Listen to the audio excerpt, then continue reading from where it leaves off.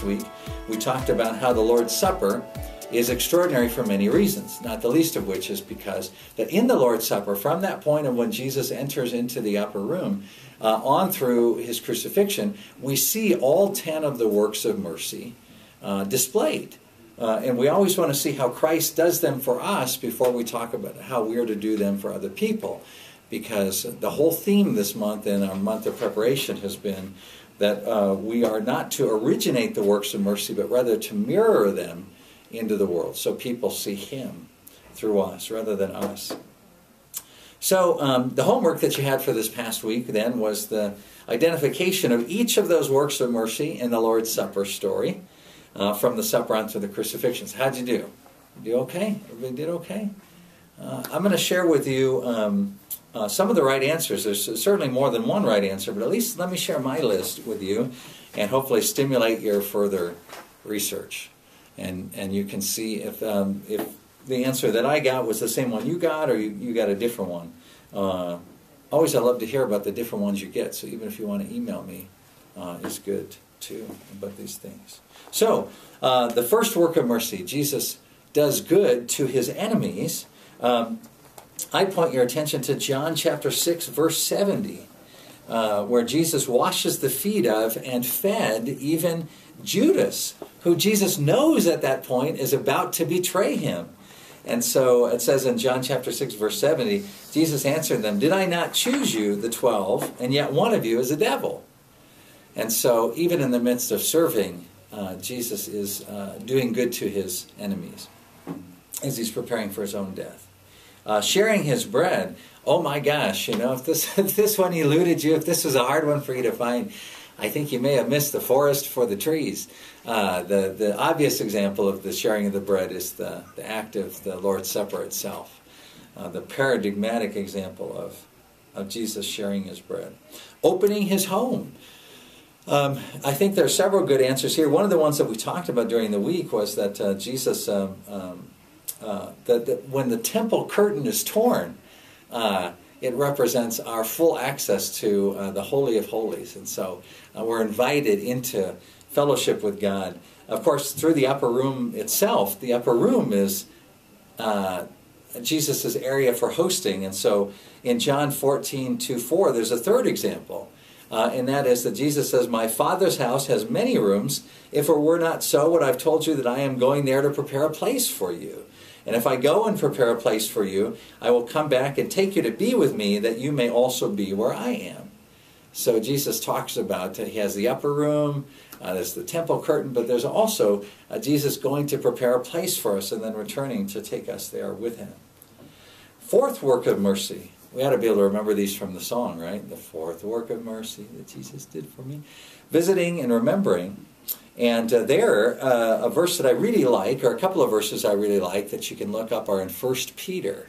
In chapter 3, 19-20, it says, "After being made alive, he went and made proclamation to the imprisoned spirits, to those who were disobedient long ago when God waited patiently in the days of Noah while the ark was being built." It's a reference to the fact that as part of the process of Jesus' death and resurrection, Peter says that he makes proclamation to the imprisoned spirits, those who were disobedient long ago.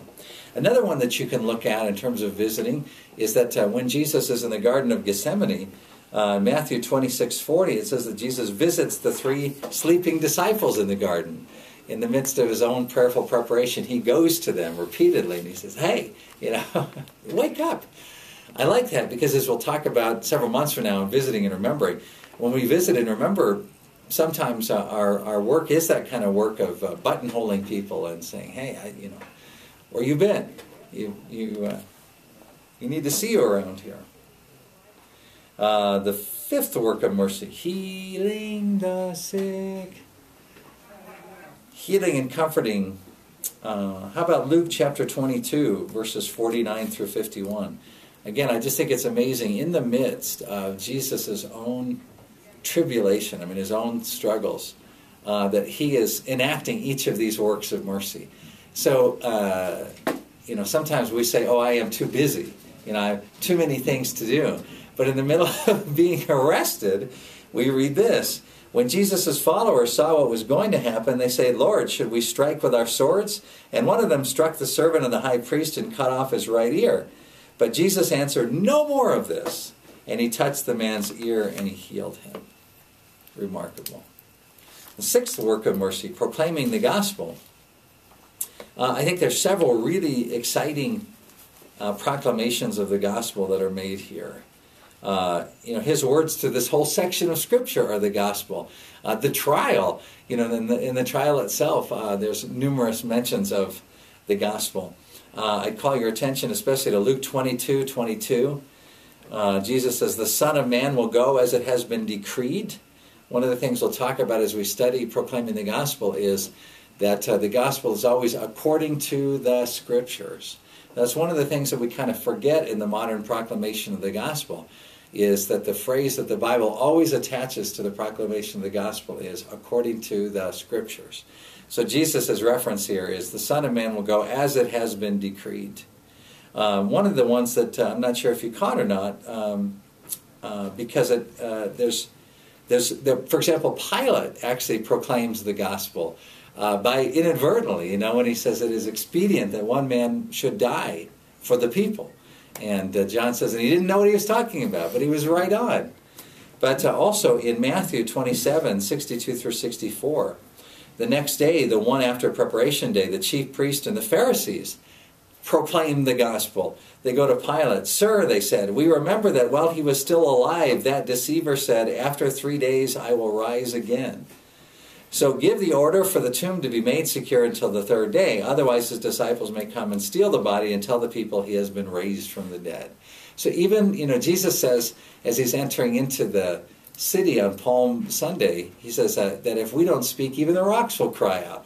So isn't it amazing that as his disciples are scattered, that even his enemies are proclaiming the gospel? Sometimes inadvertently, sometimes to ill effect. But as Paul says, whether the gospel is proclaimed in jealousy or for personal ambition or whatever it is, at least it's being proclaimed. Forgiving and reconciling. Matthew 26-28. "This is my blood of the covenant, which is poured out for many for the forgiveness of sins." So Jesus is enacting the very basis for the forgiveness of sins. As we'll point out, as we study forgiving and reconciling, Jesus' act of forgiveness is the basis of all human forgiveness. Human forgiveness isn't just supposed to be an imitation of his, it is an application of his forgiveness. So we'll talk about that in several months, Lord permitting. How about making disciples, the 8th work of mercy? Again, even in the midst of his own suffering and preparation, Jesus is still using his time to be able to train his disciples. So he says in John 13:12-15, when he had finished washing their feet, he put on his clothes and returned to his place. "Do you understand what I have done for you?" he asked them. "You call me teacher and Lord, and rightly so, for that is what I am. Now that I, your Lord and teacher, have washed your feet, you should also wash one another's feet. I have set you an example that you should do as I have done for you." Perfect statement of what a work of mercy is that Christ does it for us, and then we mirror that for other people as a way of pointing back to him. That's why in communion we say, you do proclaim the Lord's death until he comes. So, 9th work of mercy, ransoming our bodies, ransoming the captive.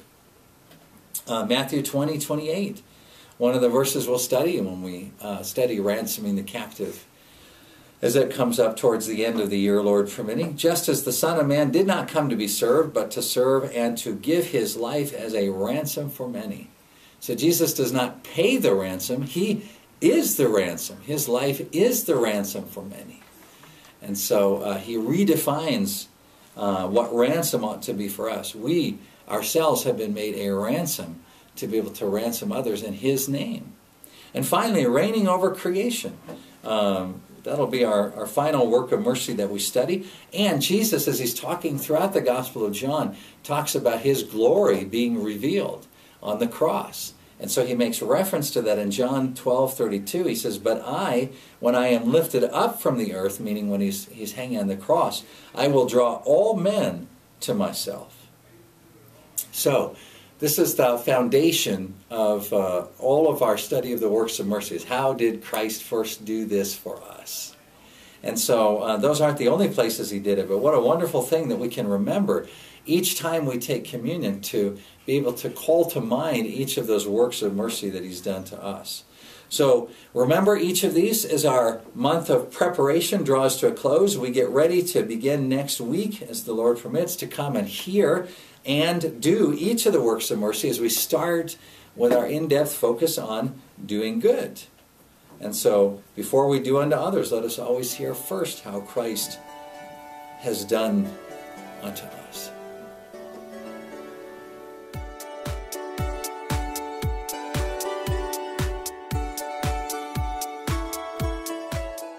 Hear the word, do the word. .w